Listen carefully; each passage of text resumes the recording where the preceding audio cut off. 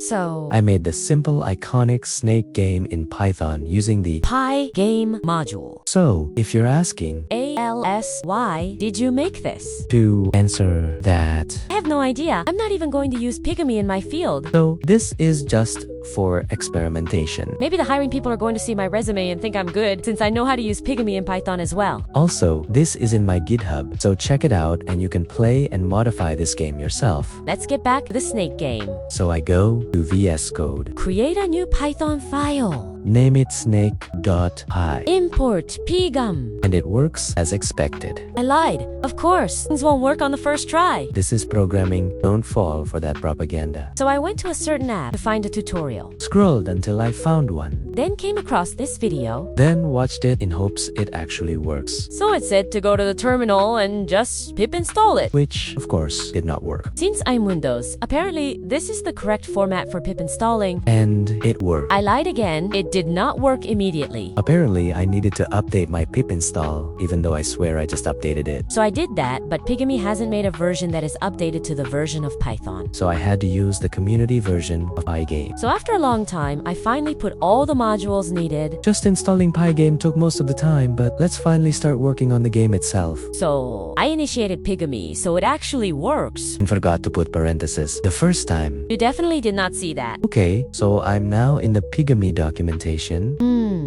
Makes sense. It's just Python. I understand this. Maybe... Okay, let's get back to the versus code. Now, let's make the game window. Those are the variables. And there's the actual screen. Now, let's run it. It worked, but only appeared for a millisecond. Now, we need to make it run. So I just copied from the Pygame website, and it had this with note saying runs game. Also, I have to say that the website should really update, So it finally stays longer for more than a millisecond. but it's just a black screen. Let's fix that. I put all the variables and properties for the snake now. I definitely did this in one try and did not go crazy. I definitely did not use Stack Overflow or Claude to help. And I totally loved the entire process, especially making the head be separate to the body. So I just lost many minutes worth of footage. And that's because I just used the built-in recording system. And I accidentally clicked the trash button instead of the red one, so now it's deleted. And I was tired, so I would just do it tomorrow, I said. Then tomorrow came, and I forgot I was even making a video, a boothies, and here we are.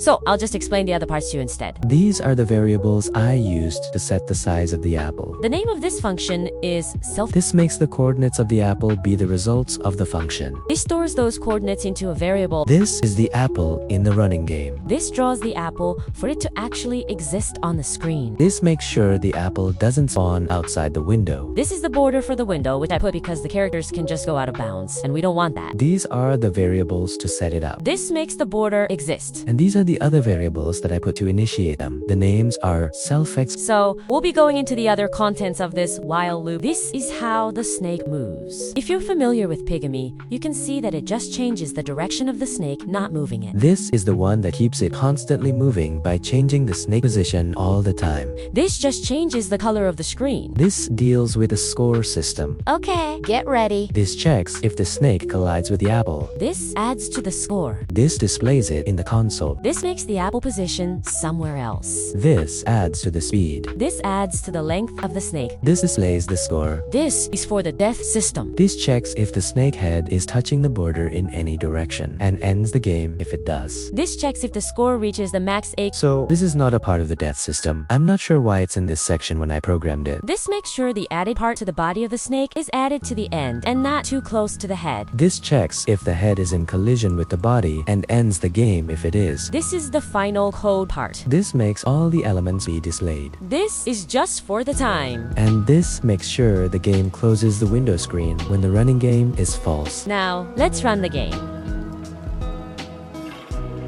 The game has a few bugs, but it's sufficient and it works. So that's all for this video. Do support my channel. I put the GitHub repo in the description, and I hope you enjoyed and learned something.